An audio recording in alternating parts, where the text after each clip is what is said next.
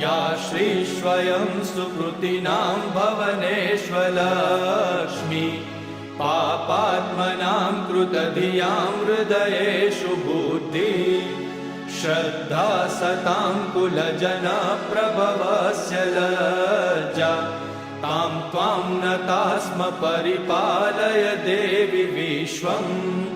किं वर्णयाम तव रूपमचिन्त्यमेतत् किं चातिवीर्यमसुरक्षयकारि भूरि किं चाहवेषु चरितानि तवानियानि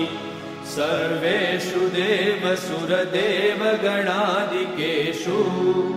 हेतु समस्तजगतां त्रिगुणापि दोषे